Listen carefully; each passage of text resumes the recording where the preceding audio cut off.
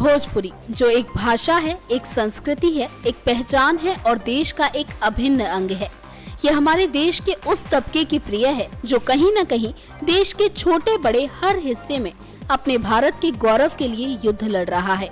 लेकिन आज इस तबके पर, इस समाज पर, इस संस्कृति पर आंच आई है और इसके बचाव में तमाम वो लोग उतर आए हैं जो इसे आगे तक की पीढ़ियों के लिए सही मायने में संजो कर रखना चाहते हैं। यानी कि वो आने वाली पीढ़ी को अश्लीलता के पैमाने पर पहचाने जाने वाली भोजपुरी भाषा या फिर चंद गानों के लफ्जों की वजह से फुहड़ता की माला पहन चुकी भोजपुरी भाषा को उनके लिए सौगात स्वरूप नहीं छोड़ना चाहते, बल्कि वो तो चाहते हैं कि उस भाषा का असल रंग, उस मिट्टी की असल पहचान और उसके असल गौरव से उनके बच्चे परिचित हों व अपने भविष्य में उन्हें यूं ही संजो कर चलें ताकि ये संस्कृति अपनी पहचान ना खो दे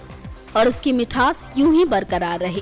अब क्योंकि फिल्मों को समाज का आईना कहा जाता है, इसलिए कहीं न कहीं समाज ने अब ये बीड़ा उठाया है कि जो लोग व्यवसाय की चाह में और महज चंद पैसों के लिए अपनी संस्कृति को फिल्मों के जरिए बेचने चले हैं, उनके खिलाफ आवाज बुलंद की जाए ताकि भोजपुरी भाषा को और अधिक नुकसान ना उठाना पड़े।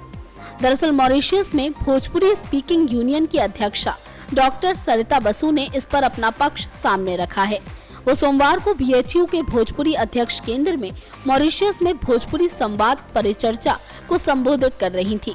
उन्होंने अपनी कई बातें सामने रखी और कहा कि जरूरी है हमारी भोजपुरी को सही स्थान प्राप्त हो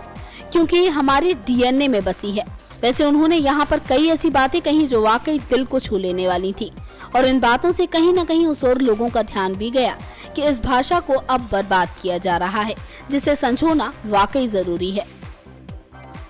नेक्स्ट 9 न्यूज रूम से दीक्षा की रिपोर्ट।